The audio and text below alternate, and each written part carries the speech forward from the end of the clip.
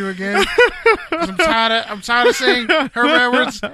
Like, I made a bet with Pete a couple episodes ago. I'm like, how long are these coaches in Arizona gonna last? Because like Kevin Sumlin's black, Steve Wilkes black, Herm Edwards black, and they coach at Arizona State, and the Arizona Cardinals.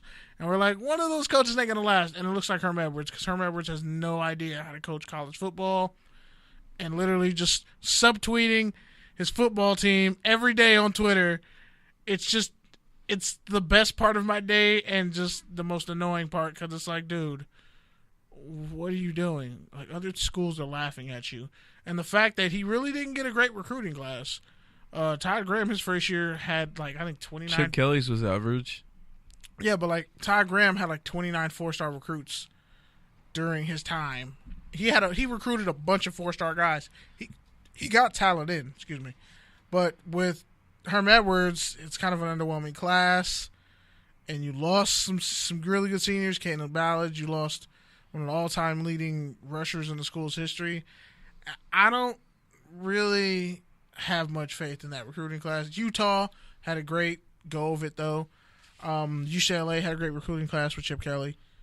The biggest thing is, and I say this, that inner city football really is better than IE football. There's just more talent in the inner city for various different reasons. John Jones, former USC great receiver, he's on Fox Sports and everything, does USC play-by-play. His son went to Sarah, and his son decides to pretty much be a walk-on at USC. And there's just a common thing of Sarah being the pipeline, Sarah High School being the pipeline to USC, which is great. Not everybody can go there, but when you get guys like Khalil Tate, almost went to USC, but he ended up choosing Arizona, and it worked out for him. And that's just a testament to how great football is, like the inner city and the South Bay. But it's still, USC came in 7th nationally, so it still pales in comparison to Alabama, Georgia. Tennessee had a high-ranking class. It's kind of annoying because I feel like we're still on the cusp of another all-SEC national title game, and I know no one wants to see that. So let's talk about something people do want to see. Well, Nate Dogg's son. The Florida? Oh, okay. I'll save the Florida one. But yeah, Nate No, Dogg's, I was going to get to that next, but I just want to shout out Nate Dogg's son. Elijah Warren Griffin. Yeah. He chose USC, 5-star cornerback. They actually loaded up on – they got everybody that they wanted. And Patrick Surtain's son? Patrick Surtain Jr. went to Alabama, which I'm surprised he didn't go to LSU. You've been a fan of since for a minute. You've been saying he should go to Alabama. He's the highest ranked. Yeah, that's where the best corners go. But he probably runs like a 4.57 or something. He'll probably get faster at Bama, but he's going to be a stud and he'll make it to the NFL. He's like the highest rated cornerback. I think the highest rated cornerback in the recruiting era. He's like 99.998 or some weird number. He's that highly recruited. In USC, this is their highest ranked class in recruiting since 2013, when they almost had Jalen Ramsey, but they got Tua Cravens and a bunch of other guys. They really almost had Jalen Ramsey at USC. Okay, and what you mentioned, the Florida recruit who on National Signing Day, his mom is trash. Live broadcast, he did the stereotypical 3 hats. I think it was Tennessee, Alabama, and Florida. His mom was wearing a Tennessee beanie and an Alabama sweatshirt. Now she got to give that house back. Was that his uncle behind him who was also wearing that, or his? Might have been his uncle's dad. I don't know. Uncle, dad, whatever. What his mom did. Whatever. Older male figure was there in the background. Same situation going on. And what did he do? He chose Florida. So, Kenny, let me ask you this. 5th ranked receiver overall, by the way. Let me ask you this. So, you've put your blood, sweat, and tears, right? Sacrifice. For life. Really, what? I don't know how long he's been playing, but let's just say. His whole life, probably. Let's just say anywhere from 10 to 4 years. So, let's say median 6 years. You've been playing football, working hard. And now it all comes down to this. Where are you going to go to develop your talent to potentially take yourself to the next level, not just as a football player, but as an intellectual, as a man, as a human? Where are you going to go to develop? You've thought about it. You've heard everyone's take. You've had pro players try to recruit you. You've had coaches talk to your parents, talk to you. You've had your coaches in your ear. You've had your boys in your ear. And now, local dope boys, maybe if you grew up in the hood. It comes down to these 3 damn schools. And you finally pick one with the whole world watching, and your mom storms off. Jacob Copeland. What is it? What's going through your head?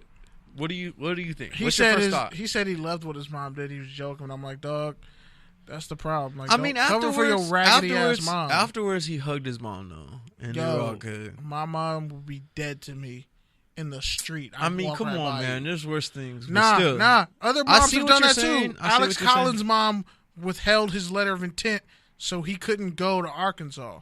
She wanted him to go to like LSU or whatever, and she literally held up his recruitment, almost screwed his eligibility up. I mean, honestly, no. It's Black History Month. As a black woman, your young black son, doing everything right with his life, about to go to one of the greatest universities as far as athletics in the country, Florida, where they've produced not a lot of NFL receivers, but countless great players. Chad Jackson. Rashae Caldwell. Lewis Murphy. Rashae Caldwell. Lewis Murphy twice. Anyway, Callaway, the dude who keeps getting suspended. I don't know how much eligibility he has left. But you do that to your black son, your young black son, knowing what the world has against him. The fact that he made it to 17 or 18 and is a model citizen. Okay. You're not paying for his education. That's his natural God-given talent that he has. And you go against the family. Like, didn't Beyonce teach y'all anything? Jay-Z said it. No one wins when the family feuds. You decide to just completely just cut your son's nuts off, pretty much castrate him for making an adult decision. He leaves, goes to Florida. You're mad because he didn't go to Tennessee or Alabama, and everybody's making memes like, "Oh, now Nick Saban's like, yeah, I'm gonna need that apartment back." Tennessee's like, I'm gonna need that car back. Whether that happened or not, that a lot of stuff happens in recruiting.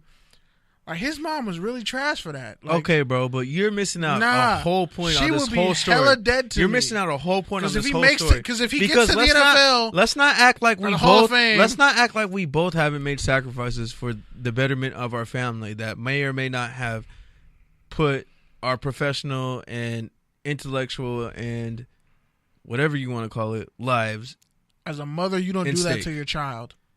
If you say you love your mom, you don't. If you say you love your child, what I'm saying, you don't do that to them on national television. But what I'm saying is, bro, I hate her. I hate his mom. I don't even care if she was joking. What I'm saying is, there are bigger life decisions that are going to happen, and I get why he would be mad. But at the end of the day, that's the most important day of his life. At the end of the day, he's still going there. It's still happening, and she's got to get on board. And maybe she needed a little bit more time to accept it in her head, but she eventually accepted it, and so hopefully he can move forward and be successful. She thought it was about her. No, it ain't about you, sweetie. It's about him.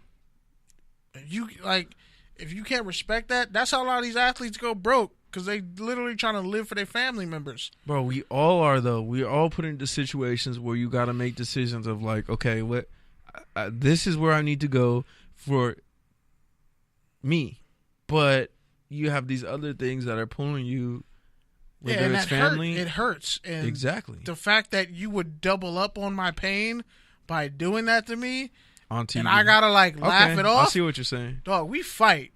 I would like, nah. At this point, I need a fair one. All right, man. Get my uncle in here. I need to fight somebody. That's disrespectful.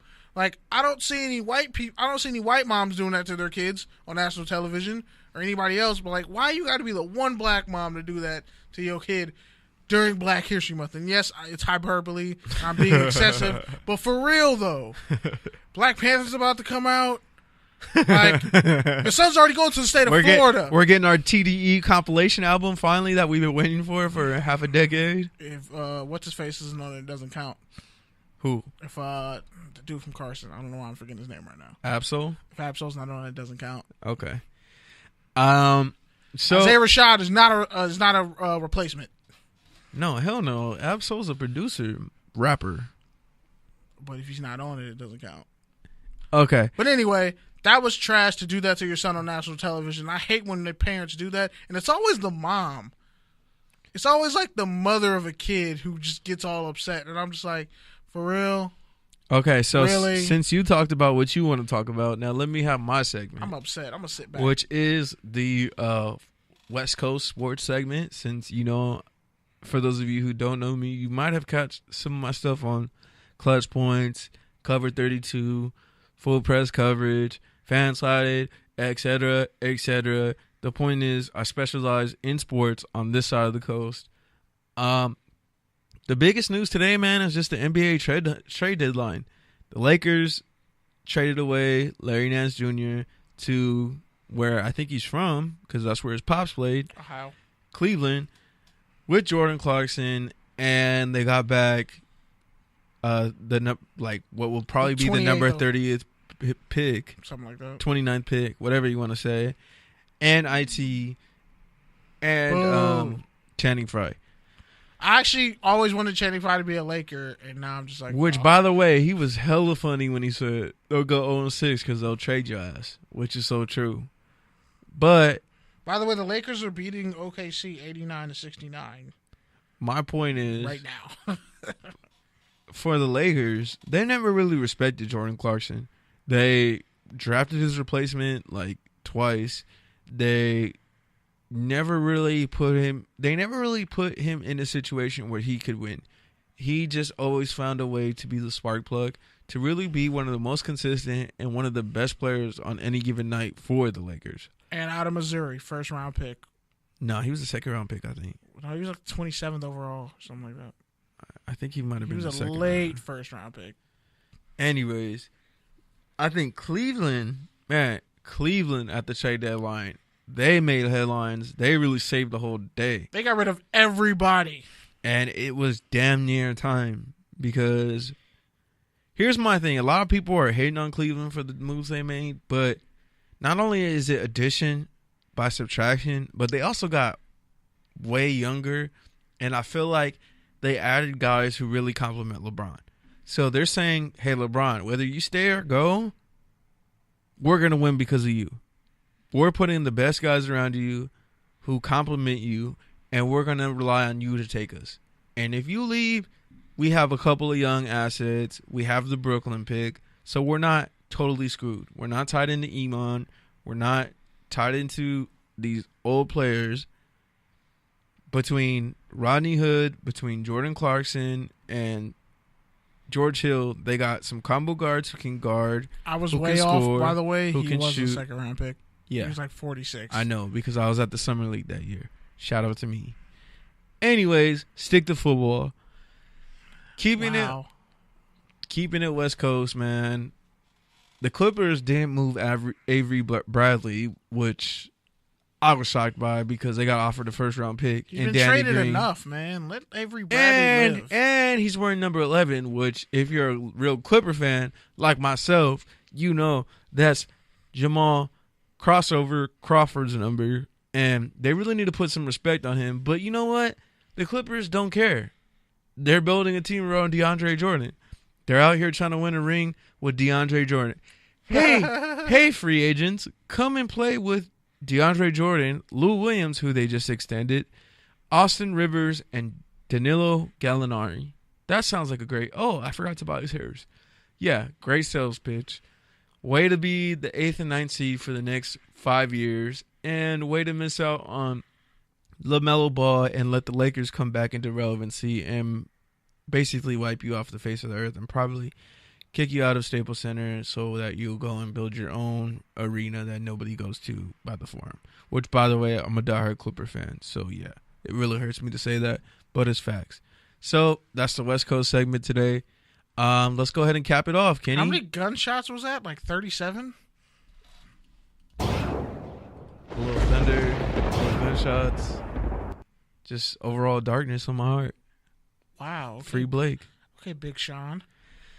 Okay, Kenny. So we went on plenty of tangents. We talked about the topical takes